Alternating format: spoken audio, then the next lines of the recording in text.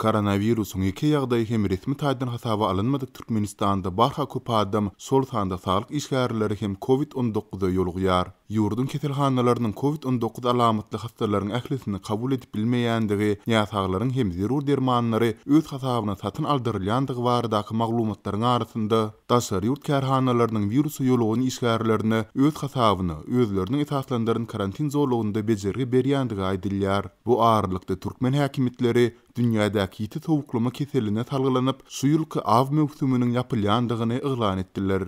Geçen ýylyň aýagynda paýtagtyň Sapar Murat Niýazow adyndaky hastahanasynyň gulak, bokurdyk, burun kesellerini bejeren Lukman Yusuf Babaýewiçiň koronavirus ýukunjundan helak bolmagynyň izi bilen onuň ýakyn garyndaşlarynyň hem COVID-19 ýolugundygy barada maglumat gowuşdy.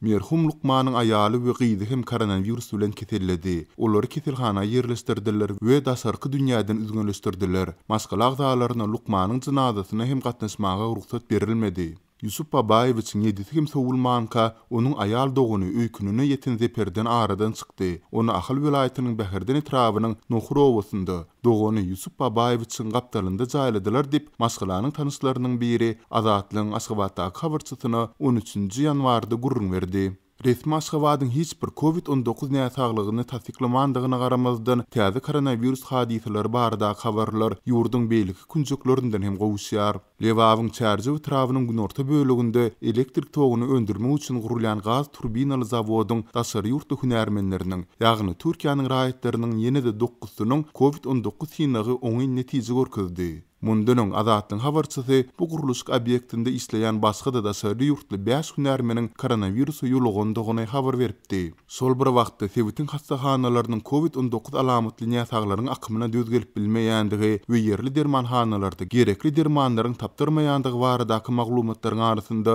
Gürünýän zawodyň guruluş işlerini alyp barýan daşary ýurt kärhanasynyň özbaşly karantin zonasyny esaslandyryp virusu ýolugun daşary ýurtly hünärmenlerine öz hasabyna bejergi berýändigi bellenilýär. Daşary ýurt kampaniýasynyň guruluşyň jemleji tapgyryna gatnaşmak üçin Türkiýeden we Russiýadan gelen hünärmenleriň ensemesinde koronavirus ýüze çykaryldy. Kampaniýa ähli çykdyjylary öz üstüne alyp, ýerli dermanhanalarda tapdyrmaýan dermanlary hem özü daşary ýurtdan getirýär diýip kärhananyň ýerli işgärleriniň biri Azatlyň habarçysyna maglumat berdi. Bu ağırlykda Türkmen häkimetleri koronavirus pandemiýasyny agzamazdan ýurdun çäklerinde girdirilen çäklendirmeleriň germini artdyrýarlar. Türkmenistan gazetiniň 14-nji ýanwarda çap bolan sanynda şu ýylky av mewsüminiň onuň kesitdilen mühletiniň soňuny, ýagny 31-nji martda çelini ýapyk eglan edilendigi barada bildiriş çap edildi. Türkmenistanyň Owa hojalyk we daşky gurşawy goramak ministrligi muny dünýäde ýiti sowuklama keselleriniň sol sanda gusly mewgüniň ýaýramagy bilen baglylykda emele gelen ýagdaý, şeýle-de bu ýokunçlaryň ýurdun ilatynyň arasynda ýaýramagynyň öňüni almak tagyllalary bilen düşündirdi. Türkmenistan ýurdun içindäki hereketleri, üýtmeleňleri, bazarlaryň işine çäklendirmeleri, şeýle-de ähli ýerde maskalary giymek we fiziki ağırlygy saklamak talaplaryny bütün dünýä saglyk guramasynyň Ýewropa boýunça edarasynyň koronavirus baradaky missiýasynyň iýulda eden saparyndan soň girdipdi. Sol saparyň dowamında missiýanyň bilermenleri Türkmenistana ýurtda koronavirus barýaly hereket etmegi maslahat beripdiler. Sol bir wagtda Türkmen häkimetleri COVID-19 testlerini daşary ýurtdaky garaşsyz laboratoriýalara iýermekden taklanyp gelýärler.